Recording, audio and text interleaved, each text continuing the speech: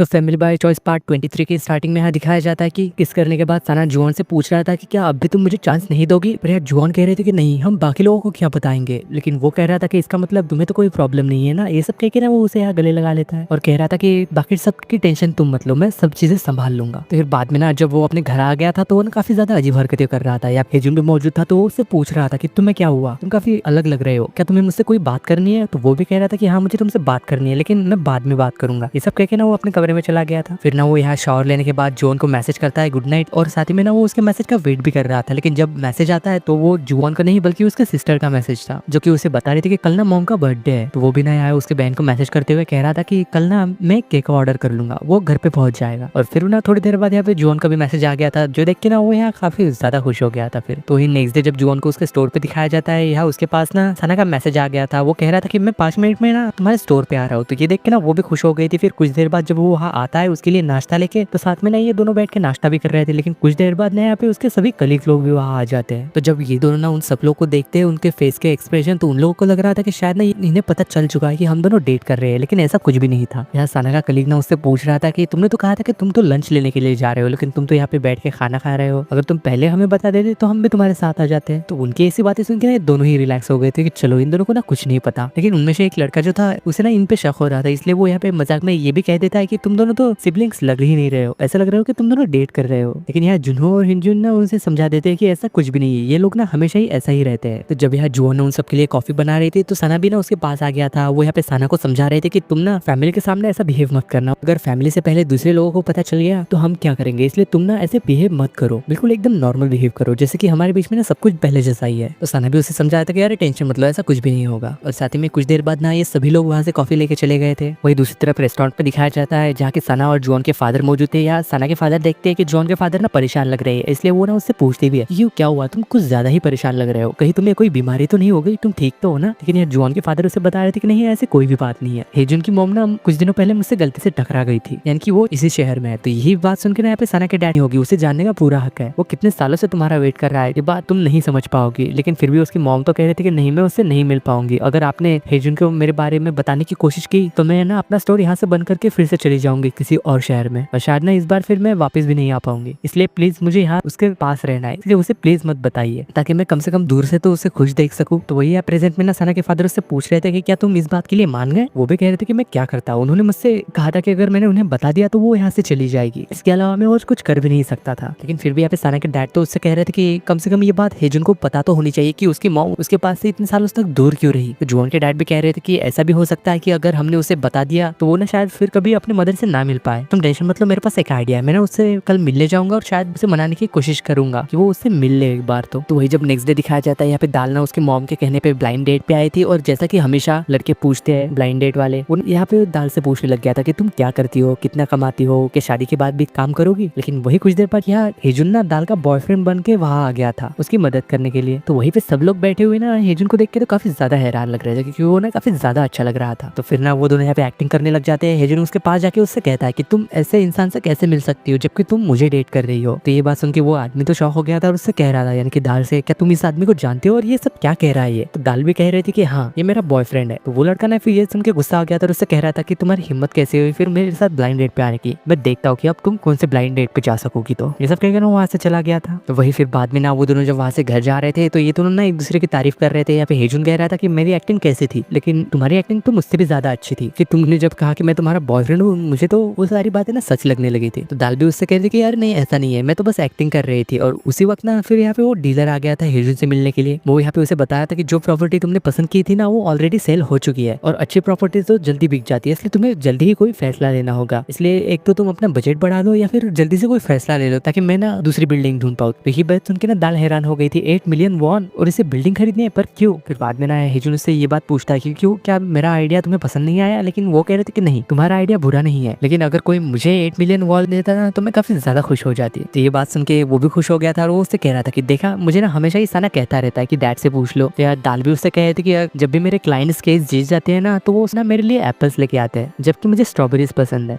ये बात तो एक तरह से अच्छी हुई ना कि हम कुछ करने से पहले एक बार पूछ ले कि उसे गिफ्ट में क्या चाहिए। तो यहाँ हेजुन ना असल में दाल की बात समझ गया था और उससे कह रहा था कि ठीक है मैं डैड से ना इस बारे में पूछूंगा। और वो ना काफी ज्यादा एक्साइटेड हो गया था और उसी टाइम ना उनसे पूछने के लिए चला जाता है। वही दूसरी तरफ जब रेस्टोरेंट पे में दिखाया जाता है यार जुआन के डैड ना उस दादी से बात कर रहे थे कि आपके पास किसी प्रॉपर्टी डीलर का नंबर होगा तो मुझे दे देना, मुझे कुछ काम है। और साथ ही में प्रॉपर्टी की कॉस्ट भी पूछती है। तो वो दादी भी कह रही थी कि आजकल तो छोटे से छोटी प्रॉपर्टी भी ना काफी ज्यादा महंगी मिलती है, लेकिन वो फिर भी कह रही थी कि आप उसकी टेंशन मत लीजिए, मुझे बस अपना नंबर दे दीजिएगा। तो वही फिर बाद में ना जब वो दादी वहां से चली गई थी तो उनके जाने के बाद ना यहाँ पे हेजुन भी वहां आ गया था। तो यहाँ पे उसके डैड जब उसे देखते हैं तो ना काफी ज्यादा खुश हो गए थे उसे इस गेटअप में देख के, और उससे पूछ रहे थे कि क्यों आज तुम ना काफी ज्यादा अच्छे लग रहे हो, क्या कोई इंटरव्यू देने गए थे? लेकिन वो कह रहा था कि नहीं, मैं तो बस यहाँ पे लंच करने के लिए आया हूँ। वो फिर ना बाद में घर जाके यहाँ खाना खा रहे थे, और थोड़ी देर बाद ना वो यहाँ पे उनसे बता भी देता है कि मैंने प्लान किया है कि मैंने जब प्रॉपर्टी खरीद लूंगा ना तो मैं वापस से ना यहाँ पे शिफ्ट हो जाऊंगा। तो ये सुन के यहाँ पे वो ना शॉक हो गए थे और उससे पूछे थे कैसी प्रॉपर्टी। तो यार हेजुन ना अपना पासबुक निकाल के उन्हें दे रहा था और वो कह रहा था कि ये ना आपके लिए है, मैं तो आपको पहले सरप्राइज देना चाहता था लेकिन सबने कहा था कि मैं आपसे एक बार पूछ लूं। तो वो जब ना यहाँ पे उस अकाउंट का बैलेंस देखते हैं तो वो ना काफी ज्यादा हैरान हो गए थे और कह रहे थे कि 800 मिलियन वॉन, और पूछ रहे थे कि क्या ये तुम्हारे बर्थ फादर ने तुम्हें दिए हैं? लेकिन यहाँ हेजुन कह रहा था कि नहीं, ये तो मैंने खुद अर्न किए हैं, रेस्टोरेंट में काम करके, डिशेज वॉश करके, और मुझे ना वहाँ पे काफी ज्यादा टिप भी मिलती थी और मैंने मॉडलिंग भी की थी जिसकी वजह से ना मुझे काफी सारे पैसे मिले थे। मैंने काफी ज्यादा हार्ड वर्क किया है ताकि मैंने आपको पे बैक कर सकूं। तो ये बात सुनकर ना पे वो तो काफी ज्यादा सैड और गुस्सा हो गए थे और उससे कह रहे थे कि मैंने तुम्हें इसलिए अमेरिका भेजा था क्या? मैंने तुमसे पहले ही कहा था अगर तुम्हारा काम वहाँ पे पूरा हो जाएगा तो वापस आ जाना। मैंने तुमसे मना किया था कि वहाँ जाके तुम्हें कोई भी हार्ड वर्क नहीं करना हो, लेकिन वो फिर भी कह रहा था कि अरे नहीं, आपने मुझे 10 साल पाना है तो मैं आपको सब लौटा दूं। ये सुन के ना वो और भी ज्यादा गुस्सा हो गए थे और कह रहे थे कि मैंने कब कहा कि तुम मुझे पैसे लौटा दो, तुम मेरे बेटे थे इसलिए ये सब नेचुरल था कि मैं तुम्हें अच्छे से बड़ा करूं। क्या तुम्हें किसी ने कहा कि तुम्हें पैसे लौटाने चाहिए? और क्या तुम ये सब इसलिए कर रहे हो क्योंकि मैं तुम्हारा रियल फादर नहीं हूँ इसलिए तुम सारे पैसे लौटाना चाहते हो? ये सब सुन के हेजुन भी कह रहा था कि नहीं, मैंने ये सब बारे में ऐसा कभी नहीं सोचा, मैं तो बस आपको एक सरप्राइज देना चाहता था। लेकिन इस टाइम पे ना उसके डैड तो काफी ज्यादा इमोशनल हो गए थे और उसकी बात भी नहीं सुनते और उससे कह रहे थे कि शायद ना अब तुम्हें यहाँ से जाना चाहिए। और इसी सीन के साथ फैमिली बाय चॉइस के पार्ट 23 की एंडिंग होती